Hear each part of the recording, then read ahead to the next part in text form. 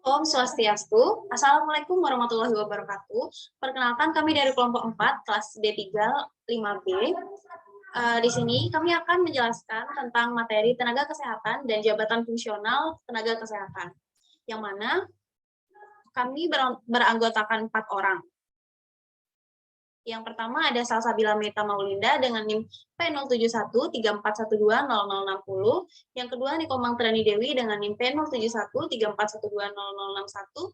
Yang ketiga Amanda Permata Putri Andayu P07134120062. Dan yang terakhir ada Noviola Eka Ramadhani dengan NIM P07134120063. Pengertian tenaga kesehatan.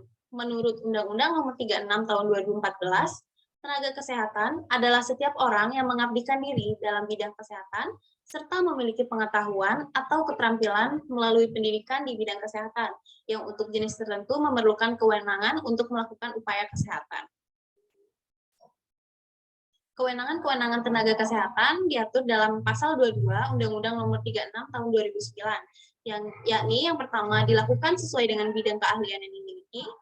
Yang kedua, dalam menyelenggarakan pelayanan kesehatan, tenaga kesehatan wajib memiliki izin dari pemerintah. Dan yang ketiga, selama memberikan pelayanan kesehatan tersebut, dilarang mengutamakan kepentingan yang bernilai materi. Untuk slide selanjutnya akan dibawakan oleh pemateri. Baik, di sini saya akan melanjutkan materi yaitu mengenai kewenangan tenaga kesehatan. Tenaga kesehatan yang berwenang menyelenggarakan pelayanan kesehatan harus memenuhi ketentuan seperti kode etik, standar profesi, hak pengguna pelayanan kesehatan, standar pelayanan, dan standar prosedur operasional.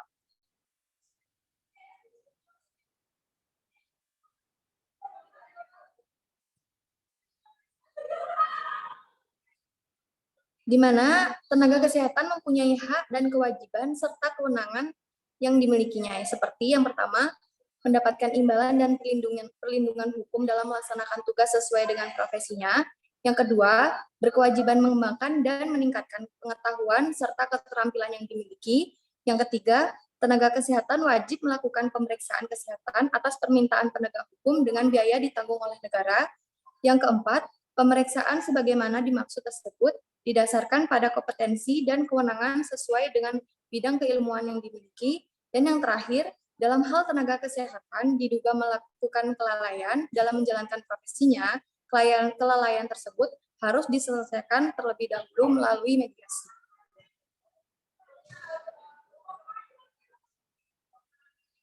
Selanjutnya ada jabatan fungsional tenaga kesehatan. Menurut peraturan pemerintah, jabatan fungsional adalah kedudukan yang menunjukkan tugas, tanggung jawab, wewenang, dan hak seseorang pegawai negeri sipil dalam suatu satuan organisasi yang dalam pelaksanaannya tugas tersebut didasarkan pada keahlian dan atau keterampilan tertentu serta bersifat mandiri. Jabatan fungsional kesehatan adalah kedudukan yang menunjukkan tugas, tanggung jawab, wewenang, dan hak seorang PNS dalam suatu satuan organisasi kesehatan pemerintah yang dalam pelaksanaannya tugas tersebut harus didasarkan pada keahlian atau keterampilan yang bersifat mandiri.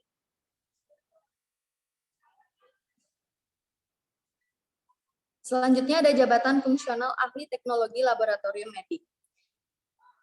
Pranata laboratorium kesehatan adalah pegawai negeri sipil yang diberi tugas tanggung jawab, wewenang, dan hak secara penuh oleh pejabat yang berwenang untuk melakukan kegiatan pelayanan laboratorium kesehatan. Di mana menurut Peraturan Menteri Negara Pendayagunaan Aparatur Negara Nomor PR 08 MPAN 3/2006, penyebutan jabatan fungsional bagi ahli teknologi laboratorium medik disebut jabatan pranata laboratorium kesehatan. Baik, selanjutnya akan dijelaskan oleh rekan saya. Terima kasih. Di sini saya akan melanjutkan tentang jabatan fungsional ahli teknologi laboratorium medik. Jabatan pranata laboratorium kesehatan dibagi menjadi dua. Yang pertama, pranata laboratorium kesehatan tingkat terampil. Pelaksanaan tugasnya meliputi kegiatan teknis operasional yang berkaitan dengan penerapan konsep atau metode operasional di bidang laboratorium kesehatan. Pranata laboratorium kesehatan tingkat terampil dibagi menjadi dua. Yang pertama ada pranata laboratorium kesehatan pelaksana pemula. Yang kedua, pranata laboratorium kesehatan pelaksana. Yang ketiga, Peranata Laboratorium Kesehatan Pelaksana Lanjutan. Dan yang keempat, Peranata Laboratorium Kesehatan Penyedia. Yang kedua, Peranata Laboratorium Kesehatan Tingkat Ahli yang pelaksanaan tugasnya meliputi kegiatan yang berkaitan dengan pengembangan pengetahuan, penerapan konsep dan teori, ilmu dan seni untuk pemecahan masalah, dan pemberian pengajaran dengan cara yang sistematis di bidang laboratorium kesehatan yang dibagi menjadi 1. Peranata Laboratorium Kesehatan Tingkat Ahli, 2. Peranata Laboratorium Kesehatan Pertama, 3. Peranata Laboratorium Kesehatan Muda, dan keempat, Peranata Laboratorium Kesehatan Madya. Fungsi atau kewajiban ahli teknologi laboratorium medik, yang pertama mengembangkan prosedur untuk mengambil dan memproses spesimen, yang kedua melaksanakan uji analitik terhadap reagen dan spesimen, yang ketiga mengoperasikan dan memelihara peralatan atau instrumen laboratorium, 4. Mengevaluasi data laboratorium untuk memastikan akurasi dan prosedur pengendalian mutu, dan mengembangkan pemecahan masalah yang berkaitan dengan data hasil uji. 5. Mengevaluasi teknik, instrumen, dan prosedur baru untuk menentukan manfaat kepraktisannya.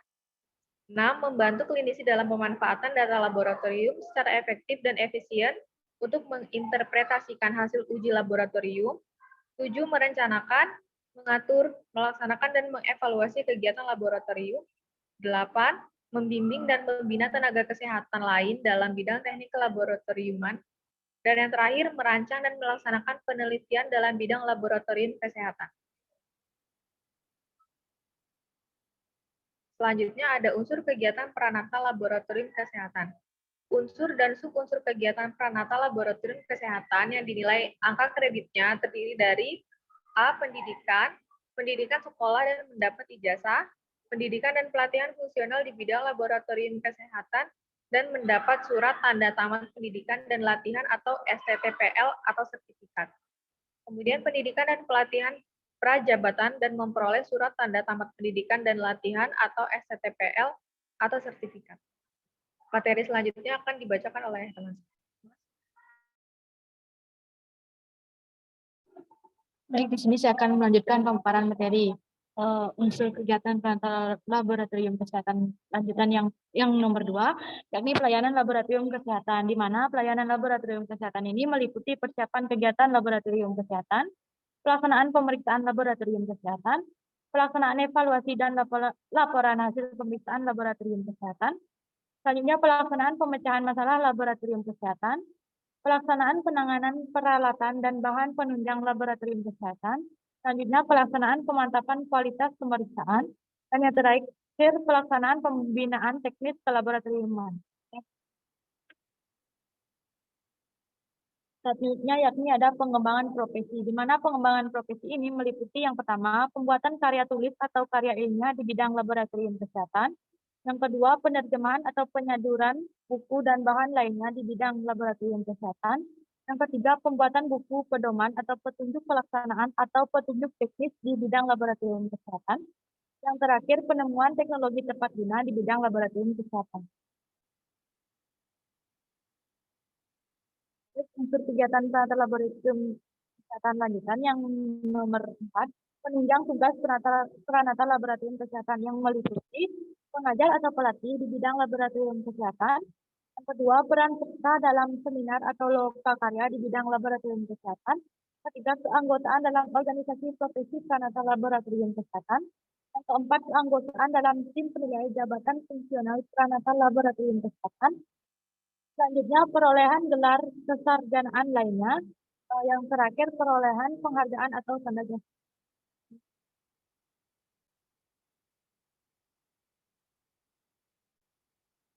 Selanjutnya ini kode etik ahli teknologi laboratorium kesehatan. Dalam menjalankan tugas pokok dan fungsi atau kewajibannya, ahli teknologi laboratorium kesehatan harus mempunyai sikap kejadian sebagai berikut, yakni yang pertama, teliti dan sopan, jujur dan dapat dipercaya, rasa tanggung jawab yang tinggi, mampu berkomunikasi secara efektif, disiplin dan berjiwa melayani. Di mana uraian lengkap mengenai kode etik ahli teknologi laboratorium medik dapat dilihat atau dapat dibaca dalam ketetapan Dinas 5 Posisi nomor 06 garing Dinas 5 garing 05 2006 tentang penetapan kode etik KPSI tanggal 22 Mei 2006. Saya terima kasih.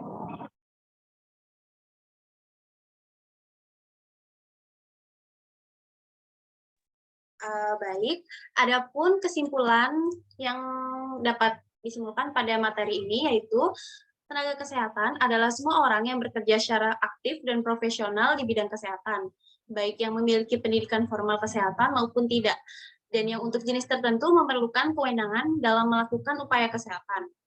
Tenaga kesehatan harus memiliki kualifikasi minimum.